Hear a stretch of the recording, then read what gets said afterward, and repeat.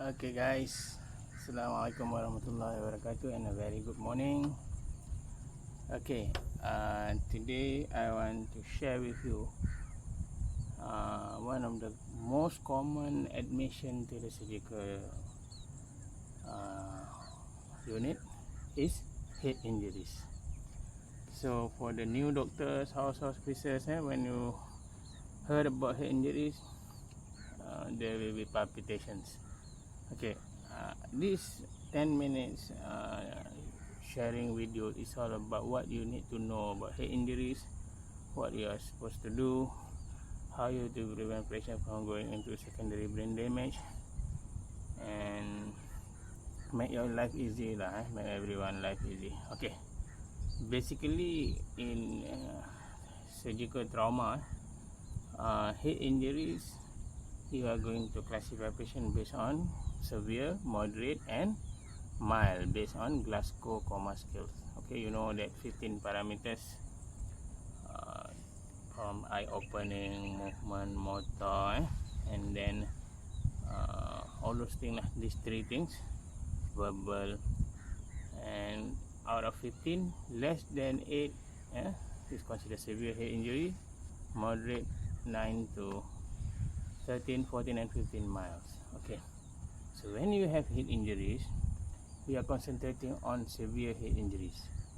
So in severe head injuries, the few things you must know is you have to maintain the patient away. You have to preserve the patient away compared to moderate and mild. Why? Means you need to intubate in this kind of patients. Why? Because most of the patient with severe head injury associate with higher center injuries, means where the thalamus, medulla oblongata situated. And when you have head injuries, severe head injury, patient cannot breathe normally. There will be an apnea episodes because respiratory center is at medulla. So when you have irregular breathing, apnea, and most of the time patient cannot maintain good oxygenation to the heart, to the brain, and as a result, after sometimes patient can have hypoxia and secondary. So you have to secure the airway. So that is the reason why all severe head injuries you need to maintain airway by means of intubation. Moderate and mild, it depends on patient. If there is associated with maxillofacial injury or any neck injury, hoarseness of voice or evidence of respiratory compromise, you need to intubate. And then when higher function is not secured, the tongue will fall backwards, the saliva will be swallowed into the trachea, and if there is associated with maxillofacial injury, there will be bleeding into the gums, bleeding into the mouth. This will compromise airway, so remember that. And then severe head injuries associated with skull fractures, you need to do CT scan. You need to do CT scan even though patient is full, because literature has showed that skull fractures associates with like 1 to 2% of incidence of brain injuries. Okay, you need to do CT scans. If like 20-25 years ago, 30 years ago in district hospital, you may not be able to do that, but most of the hospital in Malaysia now, you have that CT scan facilities. Okay, very tired a bit. I just finished 25 kilometer mountain bike riding. I will continue another 10 kilometer after this.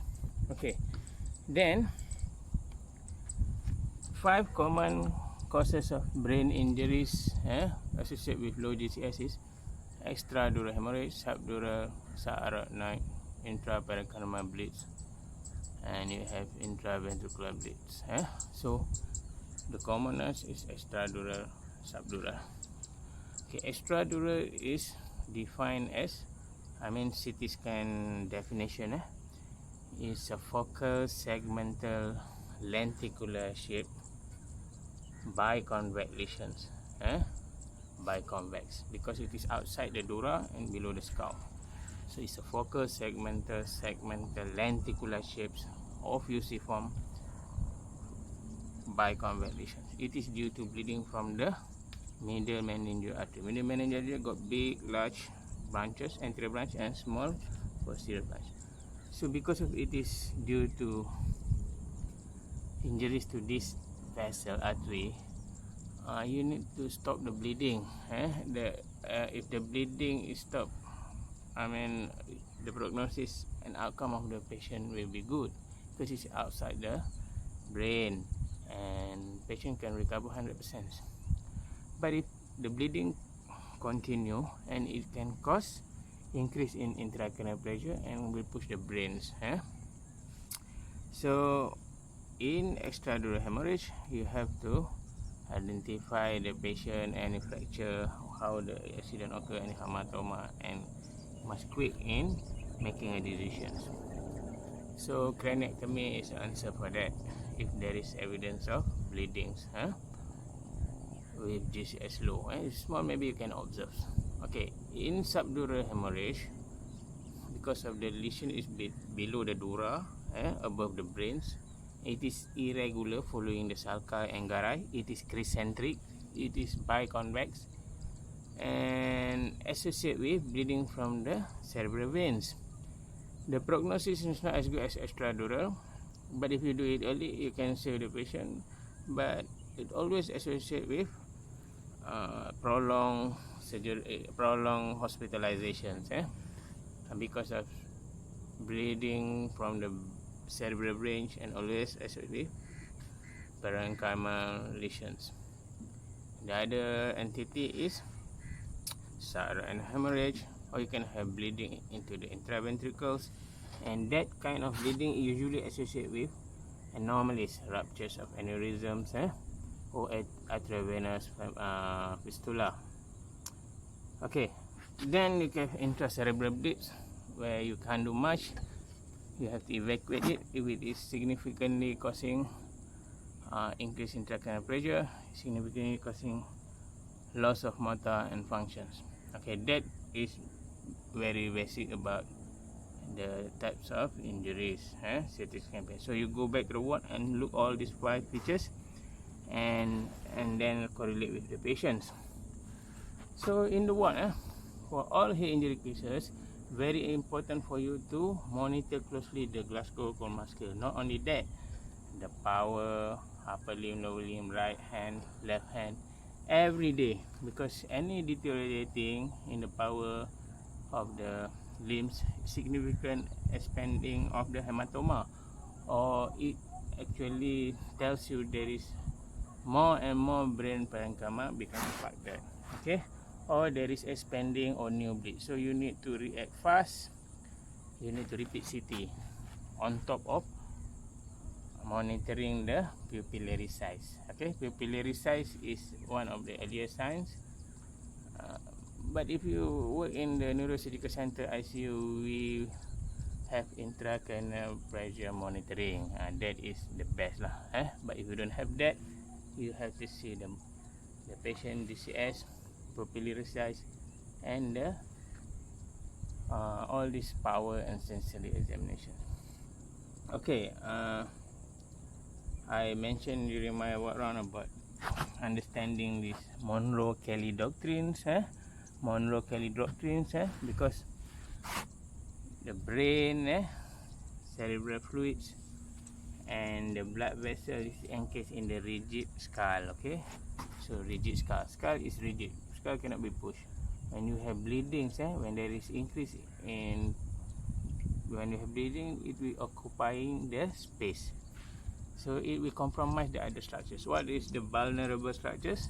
The most vulnerable structures is the brain. Okay, so when there is increase in intracranial pressure, the cerebral proportion to the brain will become less, and then the brain will become compromised, and when the pressure is too high, the brain will get herniated. That's why the earliest signs is dilatations of pupils. Okay, for extradural, all those things we need to react fast. So you work at ED, if you have this extradural visual signs, means if you see the hyperdense lesion in the city brain, inside the hyperdense lesion there is hypodense lesion. It's like onion world, there will be spiral hypodense lesion in the city brain, in the hypodense lesion. That is called square sign, where you need to react fast. That is the indications of acute ongoing bleeding. So you have to stop the bleeding. Okay, we have to stop the bleeding. Okay, you need to know about the importance of golden hour. In head injuries, we have only 1 hour to do all those stuff, and we have another 4 hours from the onset of the injuries, mean at the site of injuries, and commencements of surgery. So golden hour indeed is 1 hour for you to do everything. So from the time patient had an accident, pick up to the hospitals, you need to assess the severity, and you need to do all the investigation like CT scan. And okay, pick up time maybe 1 hour. You do all this thing 1 hour, and then you interpret this thing, and then if you can do craniectomy in your hospital, is good enough. And then if you don't have, you have to send to Cerebral or HKL. The ambulance time will take about 2 hours. So that 4 hours is considered good, and you can evacuate early. Patient can have good prognosis. So the importance of doing everything, making a diagnosis, sending for CT scan, get a report, indeed is 1 hour. Okay, indeed is 1 hour. But altogether, from the time of patient had an accident, brought to the hospital, do all these things, get a CT scan, reference, and send there, you actually have only 4 hours to have a successful surgery and good outcome. Talking about one important thing in head injury, cerebral protections. All head injury, you want to prevent secondary brain damage. Sometimes patient have concussion, GCS low. GCS can be 4 or 5, or can be 8, or can be 12, and you did CT scan normal. So you need to maintain the patient in a good condition, so that patient will not have secondary brain damage, what we call cerebral protection. So you have to maintain the oxygenation, put the patient upright like 45 degrees, maintain patient in hypothermia stage, good hydrations, relax the patient, give barbiturates to relax the brain. These are the things that you need to do to prevent further brain damage. So patient hypoxia, patient anemic, you have to transfuse the blood, because secondary brain damage will result in irreversible brain damage. So very important for you to pick up this. That's all I think for today. Anything you can ask the other surgeon in the ward, or you can always text me anytime. Alright, I will continue my ride. Bye.